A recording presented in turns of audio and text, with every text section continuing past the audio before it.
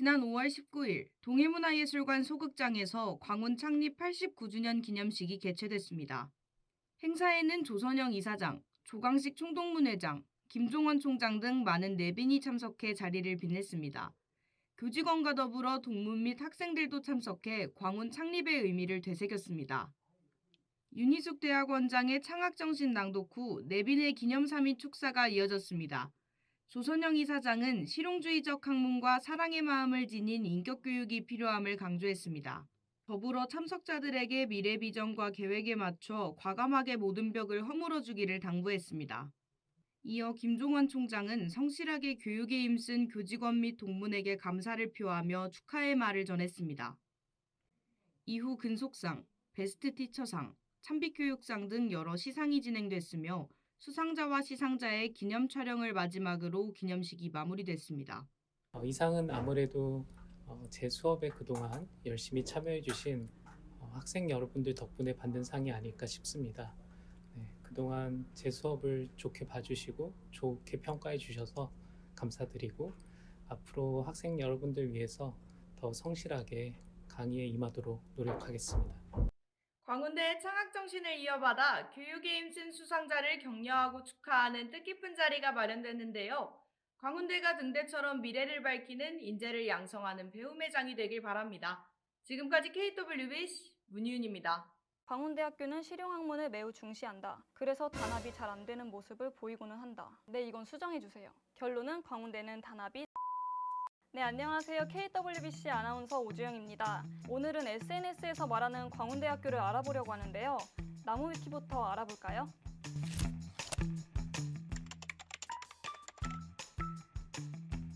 나무위키에 들어가자마자 사이트가 상징 교색에 맞게 브라운색이네요. 상징 동물은 비마.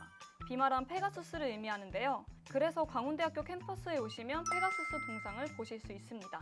그리고 설립자이신 조광훈 박사님의 성함을 따서 광운대학교라고 지었습니다. 상징 동물이나 학교 이름의 유래는 신입생들이 잘 모르는 부분이기 때문에 흥미를 유발하네요.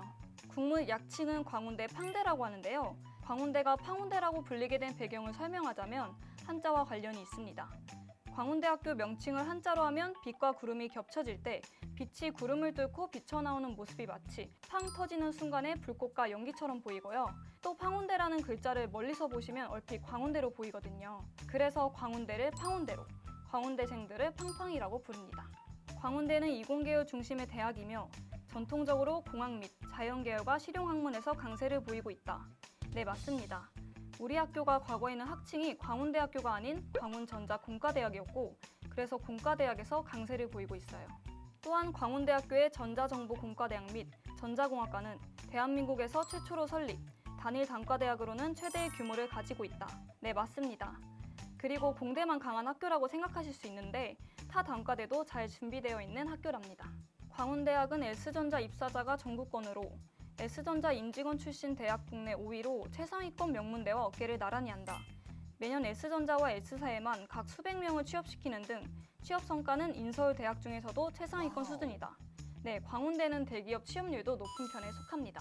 다음 학풍과 학생 문화로 넘어가 볼게요. 광운대학교는 실용학문을 매우 중시한다. 그래서인지 굉장히 이공계열 중심의 문화가 강하고 학업 분위기도 본인의 기술이 중요하다는 통념이 있다. 그래서 단합이 잘 안 되는 모습을 보이고는 한다. 네, 이건 수정해주세요. 이번 5월에 진행된 연촌체전을 통해 학생들이 하나가 되어 대회에 참가하는 것을 보고 진짜 단합력 좋다고 생각했습니다. 축제에서 가수 싸이가 초청되었을 때 정말 하나가 된 것 같은 기분이었어요. 결론은 광운대는 단합이 잘 된다. 이제 광운대학교 캠퍼스로 넘어가 볼게요. 우선 비마관. 네, 공대생들이 가장 많이 가는 곳이기 때문에 공대관이라고도 불립니다. 내부 구조가 매우 복잡하여 비마 던전이라고 불렸었는데 광운대에서 가장 오래된 건물로 화도관이 완공되기 전까지는 본관으로도 쓰였습니다. 지하를 1, 2층으로 인정하는 괴한 충수셈법 때문에 실질적인 1층이 3층이 되는 괴한 건물. 이건 너무 공감이 가네요. 입구에서 계단을 오르면 어느 순간 3층에 올라서 있는 마법이 일어난답니다. 다음으로 광운대의 자랑, 80주년 기념관은 새로 지은 건물인데요. 내부에 중앙도서관이 있습니다. 저희 광운대학교 홈페이지나 KWBC 유튜브 채널에도 소개가 많이 나와 있으니까 궁금하시다면 시청해주세요. 내부가 정말 잘 되어 있습니다. 그리고 80주년 기념관에는 비밀 공간이 숨어져 있는데요. 기념관이 가지고 있는 비밀 산책로가 궁금하시다면 이 영상을 시청해주세요. 다음으로 수만이 사이트에 들어가 보겠습니다. 광운대 전과 많이 어려운가요? 우선 2학년, 3학년, 4학년 진급 예정자이며 학적부 성적 기준 평점 평균이 2.5 이상이면 전과가 가능하기 때문에 많이 어렵지는 않은 것 같습니다. 실제로 제 주변을 보면 경영학과에서 전자공학과나 소프트웨어학과로 전과하는 경우도 다수 있습니다. 다음 질문으로 넘어가겠습니다. 광운대가 학교가 큰 편인가요? 캠퍼스 규모가 큰 편은 아니지만 80주년 기념관 등 건물의 규모가 크며 특히 누리관과 같이 다른 건물들과 떨어져 있는 건물도 있기 때문에 모두 합치면 작지 않은 규모입니다.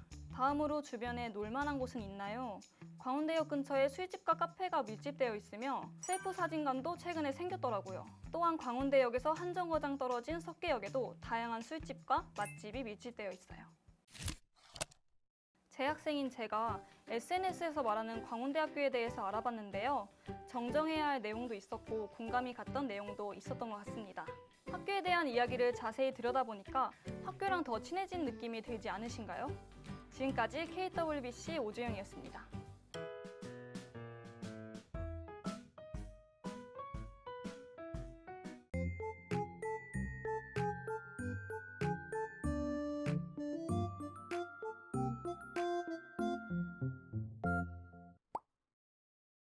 안녕하세요. KWBC 희은입니다.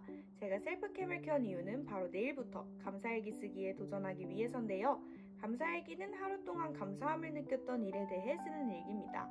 작은 것이라도 감사하는 마음을 가지면 하루하루가 특별하게 다가올 것 같아요. 요즘 할 일이 산더미라 하루를 돌아보면서 생각을 정리할 시간이 부족했거든요.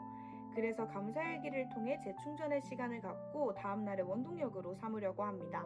내일부터 5일 동안 일과를 마치고 나서 감사일기를 써보도록 할게요.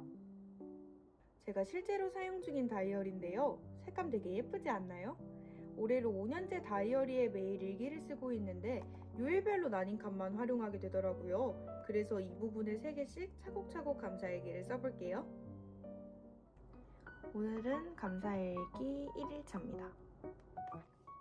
첫 번째로 아침에 개운하게 일어날 수 있어서 감사했어요. 일찍 잔 덕분인지 알람이 울리기도 전에 눈이 번쩍 떠지더라고요. 두 번째로 이번 학기 수업을 잘 마칠 수 있어서 감사했어요. 수업 내용이 유익해서 재밌게 들었던 것 같습니다. 세 번째로 친구가 새로 한 네일이 예쁘다고 해줘서 감사했어요. 직접 디자인한 거라 더 기뻤습니다. 오늘은 감사일기 2일차입니다.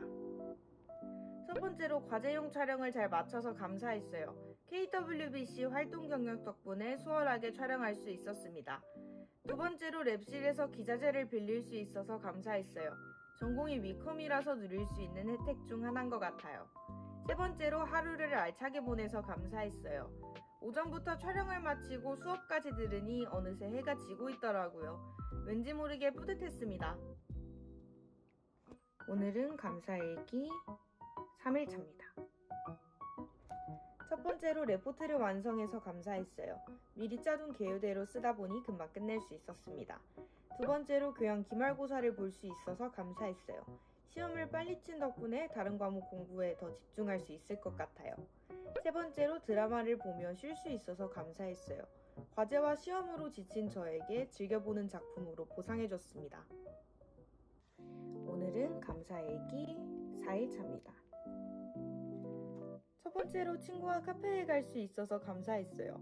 친한 친구와 만나면 스트레스가 금방 풀리는 느낌이 들어요. 생긴 지 얼마 안 된 카페인데 오늘 만난 친구랑 벌써 4번이나 갔더라고요. 정말 제 취향인 곳이에요. 두 번째로 시험 대체 과제를 마무리해서 감사했어요. 일본어로 직접 작문하고 녹음하면서 실력을 기를 수 있었습니다.